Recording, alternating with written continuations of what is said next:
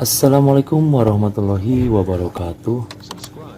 Gimana kabarnya teman-teman semua? Mudah-mudahan kita semua selalu diberikan kesehatan oleh Allah Subhanahu wa taala. Amin ya Allah ya rabbal alamin. Baik teman-teman semua, pada video pembelajaran kali ini saya akan menjelaskan tentang persamaan kuadrat. Setelah pada pertemuan sebelumnya, pada video pembelajaran sebelumnya, kita sudah belajar tentang perpangkatan dan bentuk akar. Tetapi sebelum kita masuk ke video pembelajaran, seperti biasa saya mohon dukungannya untuk selalu tekan tombol subscribe, lalu diaktifkan juga loncengnya supaya teman-teman semua tidak ketinggalan apabila saya mengupload video terbaru. Oke, tanpa basa-basi kita langsung aja masuk ke video pembelajaran.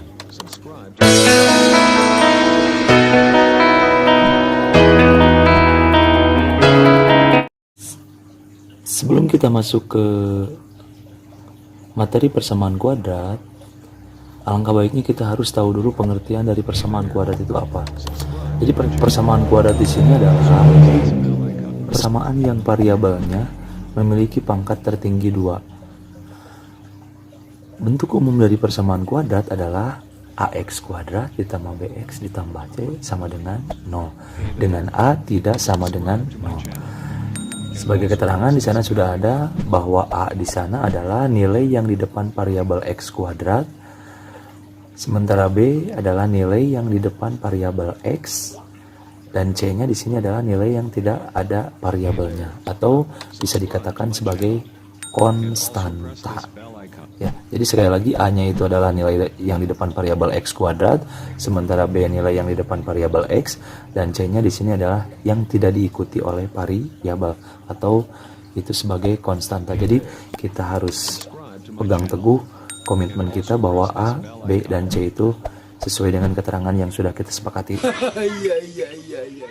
Dari pengertian tadi, saya akan mencontohkan mana saja yang termasuk ke dalam persamaan kuadrat dan mana yang bukan merupakan persamaan kuadrat.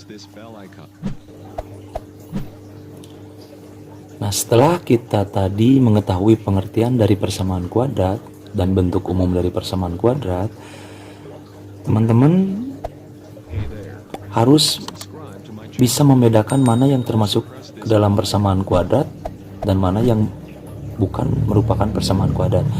Saya sudah contohkan di sana ada 4 tipe contoh soal ya. Tugas teman-teman di sini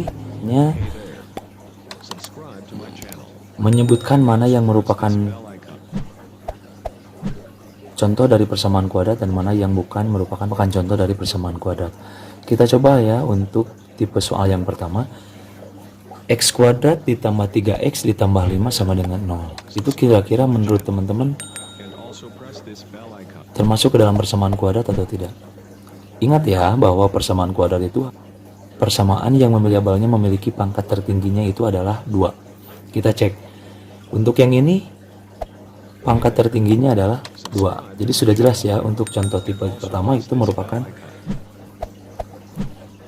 persamaan kuadrat. Kalau misalkan kita akan menentukan nilainya masing-masing, tadi kan kita sudah membuat kesepakatan bahwa ada A, B, dan C. Untuk A-nya adalah berapa kira-kira nilainya? Untuk A-nya itu berarti 1 ya. Awas, A itu adalah nilai dari yang di depan variabel X kuadrat.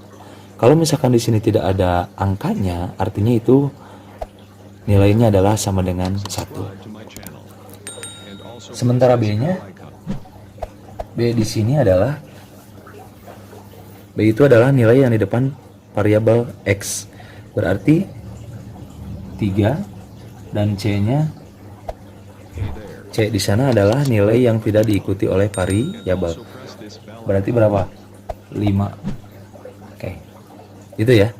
Kalau misalkan kita harus menentukan nilai-nilainya. Kemudian untuk tipe yang kedua ada di sebelah kanan. Kenapa kok bisa Y Atau bisa tidak kalau misalkan variabelnya itu Y? Berbeda dengan bentuk umum. Kalau di bentuk umum kan variabelnya itu adalah X. Sementara di tipe soal yang kedua di sana bukan X variabelnya tapi Y. Jadi teman-teman jangan terpaku pada bentuk umum ya. Jadi variabel di sini boleh beda-beda. Bisa X, bisa A, bisa C, ataupun misalkan sampai Z sekalipun itu bisa ya. Jadi untuk tipe soal yang kedua, 12Y dikurangi 4Y dikuadratkan sama dengan 0 itu kira-kira termasuk ke dalam persamaan kuadrat atau bukan? Oke. Jadi untuk tipe yang kedua juga itu termasuk ke dalam persamaan kuadrat. Kenapa? Karena pangkat tertingginya adalah 2. Kemudian kalau misalkan kita tentukan nilainya, berarti untuk A-nya adalah berarti nilai yang di depan variabel Y kuadrat, yaitu berapa? 4. Awas, di sini ada tanda minusnya atau negatif ya, artinya negatifnya harus dibawa. Jadi untuk A-nya adalah negatif 4, sementara B-nya, B itu kan nilai yang di depan variabel Y, berarti berapa? 12. Sementara C-nya, C di sana adalah nilai yang tidak ada variabelnya, sementara di sini tidak ada nilai yang tidak ada variabelnya, berarti C di sana adalah 0. Oke, bisa dipahami ya?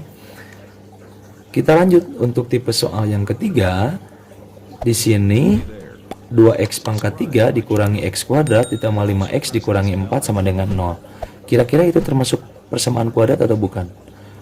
Oke, jelas ya, kalau yang ini bukan contoh dari persamaan kuadrat. Kenapa? Karena di sini pangkat tertingginya adalah 3, sementara pangkat tertinggi dari persamaan kuadrat itu adalah 2. Lanjut soal yang terakhir, tipe yang terakhir di sana adalah y kuadrat sama dengan 0. Nah, kita rubah dulu ke dalam bentuk umum, di mana bentuk umumnya itu adalah harus dibuat sama dengan 0. Jadi kita pindahkan si 10 itu ya, kita pindah ruaskan ke sebelah kiri. Yang awalnya positif berarti gara-gara pindah ruas maka menjadi negatif sama dengan 0.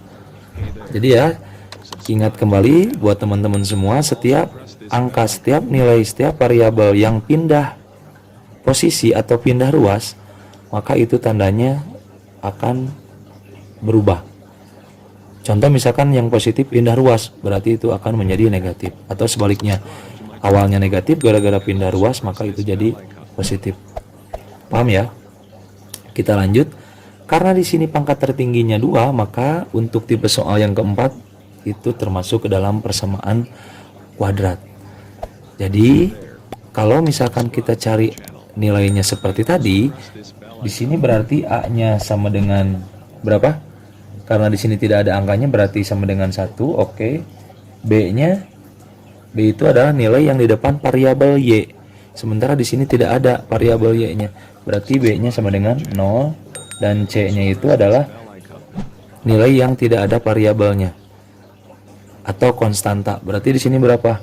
Karena ada tanda negatif berarti kita masukkan negatifnya, kita ambil negatifnya, yaitu negatif 10. Jadi itu ya. Nah, ini adalah bahan dasar untuk teman-teman supaya bisa nantinya menyelesaikan soal-soal yang berkaitan dengan persamaan kuadrat.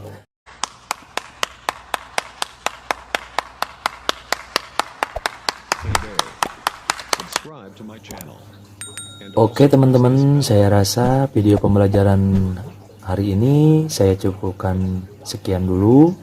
Bagi teman-teman yang masih belum paham, silahkan bisa diketik di kolom komentar, dan apabila ada masukan, ada kritikan, silahkan juga diisi di kolom komentar.